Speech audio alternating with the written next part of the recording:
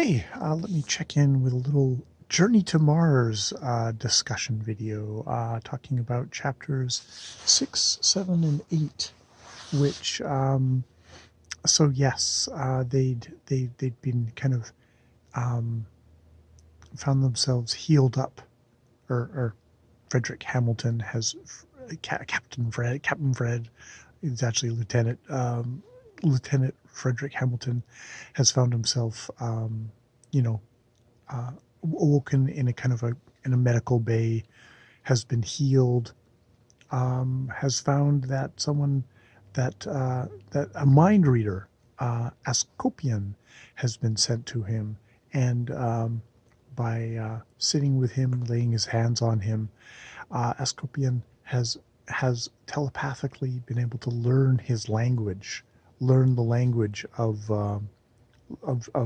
the English language.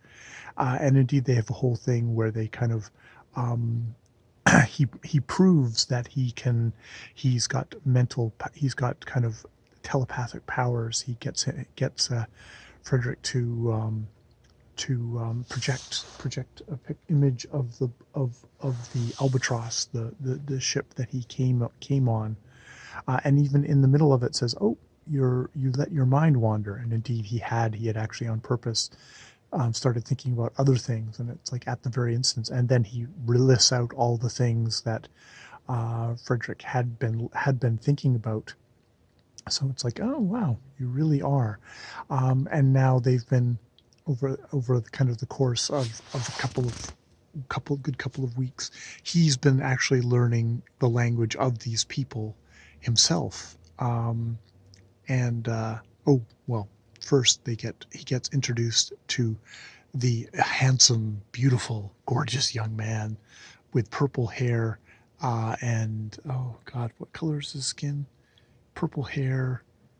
Is it blue skin? Because is he indigo? I can't remember. Who is Prince Altfora,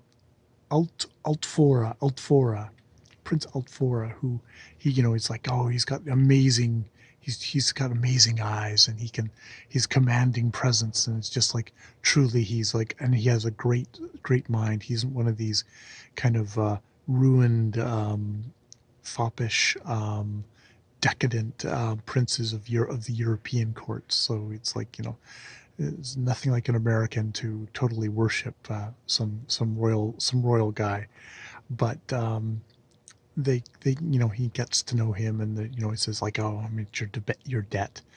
And they have a whole thing where it's like, see, now this is the thing is, there's a podcast where they're watching old movies, and unfortunately, he says like the depressing thing you have to realize with all these old movies is that they're all these white people hanging around with each other, and they all seem perfectly wonderful, but you have to realize that basically at any moment they'll say something horribly racist, that they are basically all horribly racist, and it just takes like one black servant to come in, and then Katharine Hepburn to say something just horribly racist to them. It's like, oh God, they're all terrible, they're all horrible.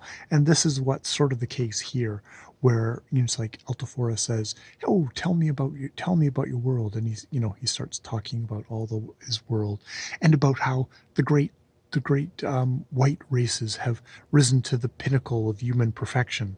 It's like, boy, literal white supremacy on display here from our plucky hero Frederick Hamilton. It's like, oh God. And we've already had kind of the pigeon talking New Zealand native guy, John, who I guess we're going to take the thing from.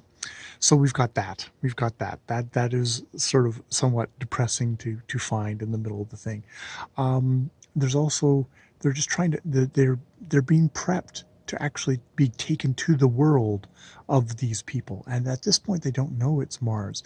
And indeed, Frederick's got the kind of theories like, oh, maybe they live inside the world, because there's the whole hollow Earth thing. Captain Smee, there's various theories of the hollow Earth, and it's like, maybe it's inside the Earth, and so they're being given this kind of concoction of air thing that they're taking each year, which is each day, which is making them feel very vigorous and stuff like that. But they don't know that they're going to be taken to the land to into space and into Mars. So that has not happened yet. This is, I have to say, going from Gustavus W. Pope and Edgar Rice Burroughs to oh no, this is Gustavus W. Pope. Going to Gustavus W. Pope from Edgar Rice Burroughs and and and um, uh, and Edwin Lester Jones. Edwin Jones and Burroughs are like zippy, kind of very kind of elegant, kind of fun writers in comparison to Pope at this point. Pope is being very kind of like, we're doing everything kind of in a more plotting, kind of, exacting way, and we're going very slowly. We're on chapter 8 and we haven't even gotten off planet Earth yet. But I assume we will at some point. It's interesting to see the mental power thing and the whole thing about the different colored beings, different colored Martians here. So it's interesting to see the lexicon done in both in all these stories, and always a military man. We've got two U.S. Navy sailors, and we've got John Carter, who is a Civil War veteran, and we've got Ulysses Paxton, who is a World War One soldier too. So yeah, daring duo, daring men of great do, I guess. All right, I'm gonna stop now with that rotten fan behind me going off. All right, more videos later.